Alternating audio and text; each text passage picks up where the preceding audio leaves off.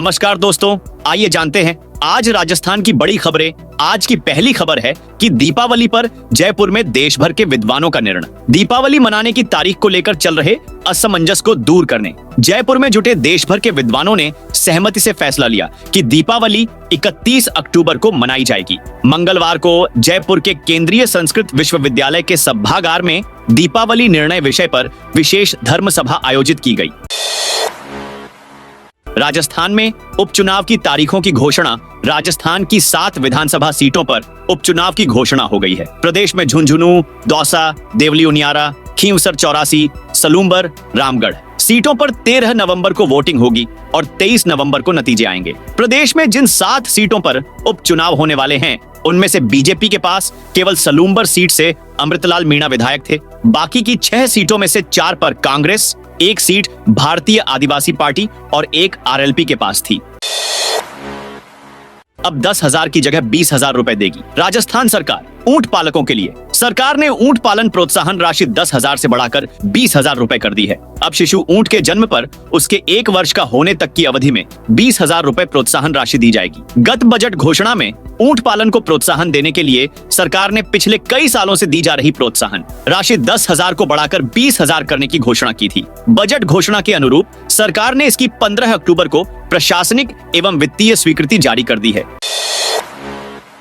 बीकानेर में डेंगू की रिपोर्ट में 42 नए रोगी। डेंगू के मंगलवार को आई रिपोर्ट में 42 नए रोगी रिपोर्ट हुए हैं। इन्हें मिलाकर इस साल अब तक जिले में पॉजिटिव रोगियों की संख्या 505 हो गई है। शहर की 12 कॉलोनियां डेंगू हाई रिस्क जोन घोषित कर दी गई हैं। जनवरी से अब तक शहरी क्षेत्र में डेंगू के 182 से अधिक केस पॉजिटिव रिपोर्ट आ चुके हैं। अब तक जिले से बाहर के 4 रायगियां की मौत हुई है। बीएड में प्रवेश के 30 दिन तक कॉलेज छोड़ने पर छात्रों को वापस मिलेगी फीस। नई शिक्षा नीति के तहत अब बीएड के लिए प्रवेश लेने वाला अभ्यर्थी 30 दिन के भीतर कॉलेज छोड़ता है तो उसे जमा कराई फीस वापस मिल जाएगी। हालांकि 100% फीस वापसी 15 दिन के भीतर कॉलेज छोड़ने पर होगी, जबकि 30 दिन के भीतर कॉलेज छोड़ने पर आधी फीस ही वापस मिलेगी।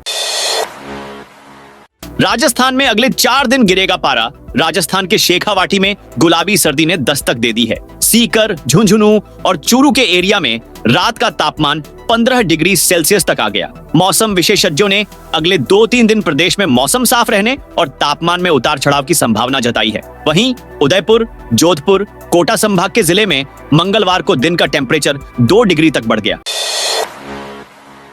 जयपुर में सरस कृष्णा घी की नकली फैक्ट्री पकड़ी। जयपुर पुलिस ने त्योहारी सीजन में बड़ी कार्रवाई करते हुए नकली घी की फैक्ट्री पकड़ी है। इस फैक्ट्री सरस और कृष्णा ब्रांड का नकली घी तैयार किया जा रहा था। ये कार्रवाई मुहाना थाना पुलिस ने केशियावाला में सुबह 8 बजे की है। यहाँ बड़ी मात्रा में इन 2 ब्रांड के पैकेट मिले हैं। मौके से 2 लोगों को हिरासत में लिया है। दोनों ने बताया कि इसे 100 रुपए कम दाम में जयपुर शहर के अलग अलग इलाकों में बेच रहे थे। फूड डिपार्टमेंट ने सैंपल लेकर जांच के लिए भेज दिया है।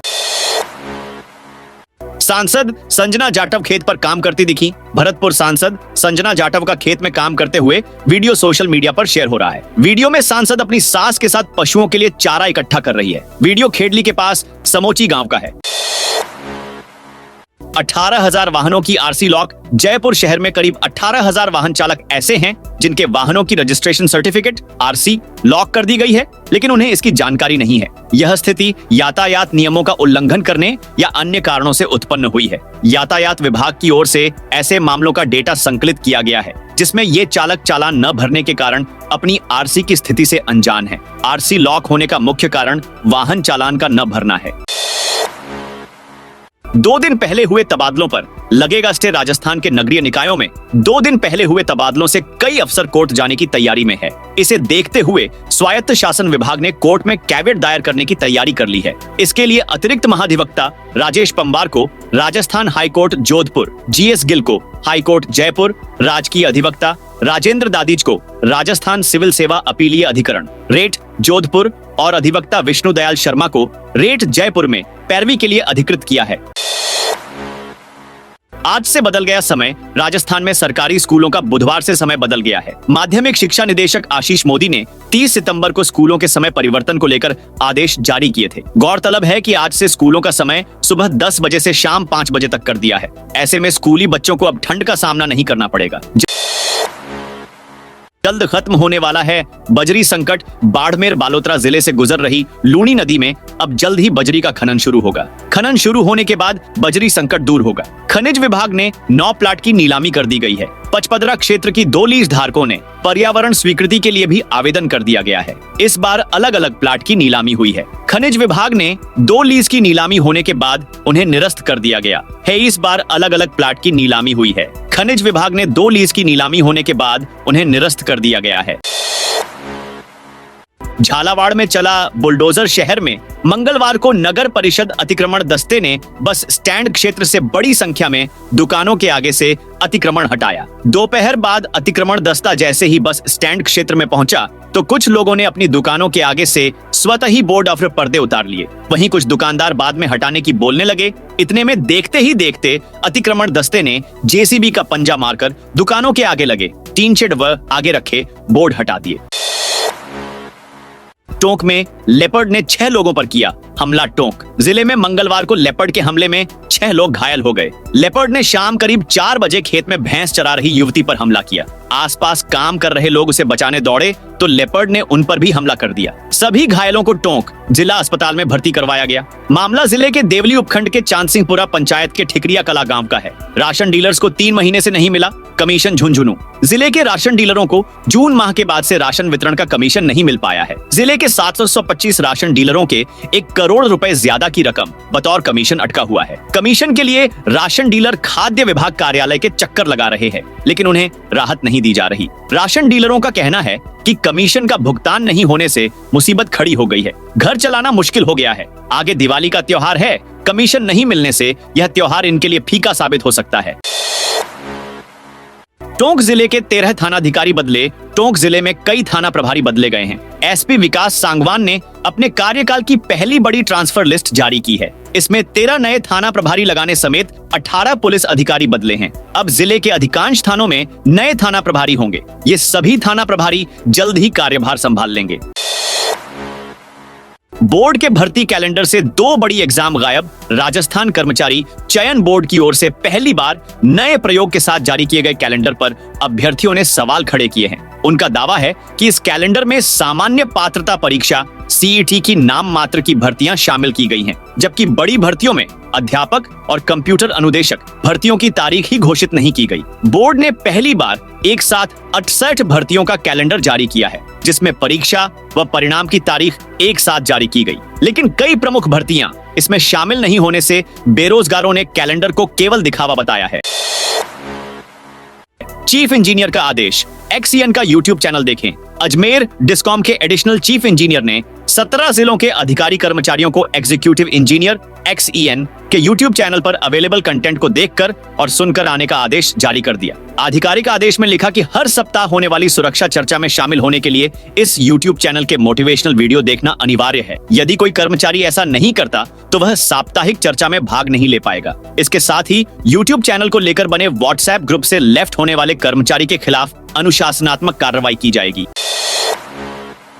महिला किसानों को निशुल्क मिलेंगे चना बीज के मिनीकिट। दौसा जिले में एनएफएसएम दलहन योजना के तहत महिला किसानों को चना फसल के बीज मिनीकिट का वितरण का कार्य जन आधार कार्ड से किसान साथी पोर्टल के माध्यम से किया जाएगा। चना बीज मिनीकिट का फसल कटाई प्रयोग व जियो टैगिंग किया जाना आवश्यक है। प्रत्येक बीज मिनीकिट 16 किलो का होगा। यह मिनीकिट पात्र किसानों को ही वितरित किया जा सकेगा।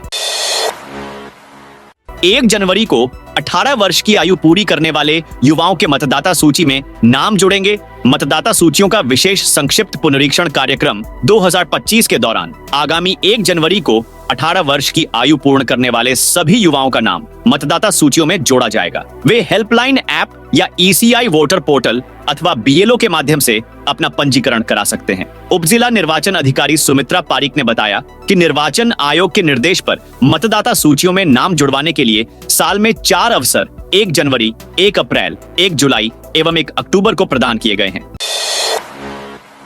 जयपुर में प्लेन की emergency landing. Jaipur international airport पर मंगलवार को इंडिगो एयरलाइंस के विमान की इमरजेंसी लैंडिंग हुई। विमान ने दमाम से लखनऊ के लिए उड़ान भरी थी। पायलट के पास विमान में बम होने की सूचना पहुंची। इसके बाद पायलट ने एयर ट्रैफिक कंट्रोल यूनिट से संपर्क कर विमान की जयपुर में इमरजेंसी लैंडिंग कराई। विमान की सीआईएसएफ ने घेराबंदी कर जांच शुरू कर दी। बम निरोधक दस्ते भी मौके पर मौजूद है। जमीन को व्यावसायिक और औद्योगिक उपयोग के लिए बदलना हुआ आसान। राजस्थान सरकार ने प्रदेश में development promotion and control regulation लागू कर दिए हैं। इससे लोगों को भू उपयोग परिवर्तन की लंबी प्रक्रिया से छुटकारा मिलेगा। निर्धारित मापदंड के तहत स्थानीय स्तर पर ही स्वीकृति मिल जाएगी। शहरों में सामुदायिक सुविधा, शैक्षणिक चिकित्सा सुविधाओं के लिए भू रूपांतरण और आवंटन की प्रक्रिया भी आसान होगी। नगरीय विकास विभाग ने इस संबंध में अधिसूचना जारी कर दी है। रेगुलेशन लागू होने से निकाय विकास प्राधिकरण, नगर विकास न्यास को भी राज्य सरकार के पास प्रकरण भेजने की जरूरत नहीं रहेगी। हनुमान बेनीवाल का बड़ा बयान। सांसद हनुमान बेनीवाल की पार्टी रालोपा का विधानसभा उपचुनाव में कांग्रेस से गठबंधन होगा या नहीं, यह अभी तक असमंजस में है। इसका पता भी आगामी दिनों में लग जाएगा। लेकिन इधर अब बेनीवाल ने खुद ही एक बड़ा बयान दिया है। उन्होंने गठबंधन के लिए कुछ शर्तें भी सामने रखी हैं। साथ ही खींवसर सीट से किसे प्रत्याशी बनाया जाए, इसका भी उन्होंने खुलासा कर दिया है। अगले सत्र में नहीं बढ़ेगी फीस। राजस्थान यूनिवर्सिटी में मंगलवार को सिंडिकेट की बैठक आयोजित की गई, जिसमें निर्णय लिया गया कि अगले सत्र 2025-26 में फीस नहीं बढ़ाई जाएगी। पिछली सिंडिकेट में सत्र 2024-25 में 10% फीस बढ़ाने का निर्णय लिया गया था, जिसका छात्रों ने विरोध किया था। छात्रों का कहना था कि फीस बढ़ाने से छात्रों पर पढ़ाई का भार बढ़ गया है। बैठक में रिवैल्यूएशन में उत्तीर्ण छात्रों को फीस वापस करने के मुद्दे पर भी चर्चा हुई। इस पर निर्णय लिया गया कि अन्य विश्वविद्यालयों का अध्ययन कर छात्रों को राहत प्रदान की जाएगी।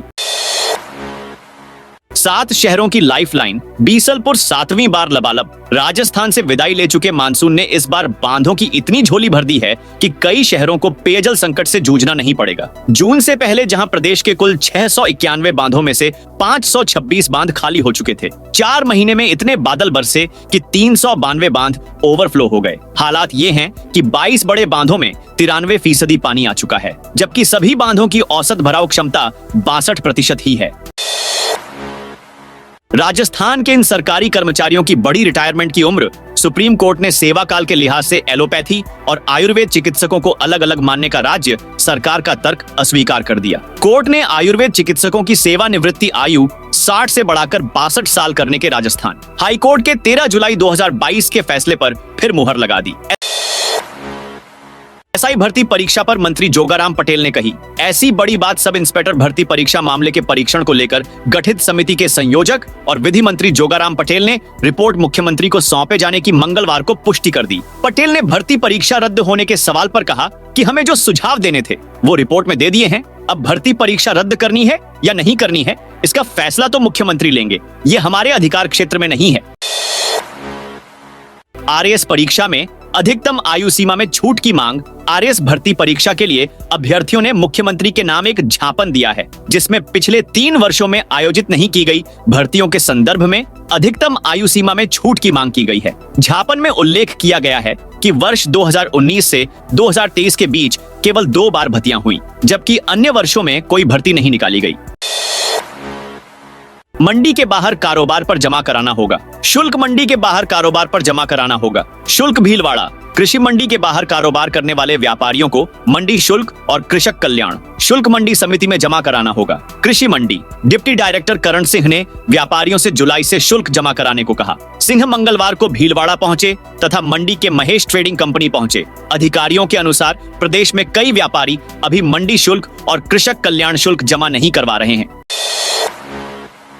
दीपावली से पहले सोने ने तोड़े सारे रिकॉर्ड। दीपोत्सव का पर्व नजदीक आने के साथ ही सोने और चांदी की कीमत में इजाफे का सिलसिला शुरू हो गया है। अंतर्राष्ट्रीय बाजार में जारी उठापटक के साथ ही बुधवार को भारतीय बाजार में स्टैंडर्ड सोने की कीमत ऑल टाइम हाई पर पहुंच गई है। इसके बाद 10 ग्राम स्टैंडर्ड सोने की कीमत बढ़ाकर 78,400 रुपए पर आ गई है, जबकि चांदी प्रति किलो की कीमत में आई 1,600 रुपए की तेजी के बाद 1 किलो चांदी की कीमत बढ़कर 93,700 रुपए पर पहुंच गई है। सर्राफा व्यापारियों के अनुसार दीपोत्सव तक सोने और चांदी की कीमत में तेजी का सिलसिला जारी रहेगा। तो दोस्तों, ये थी आज राजस्थान की बड़ी खबरें।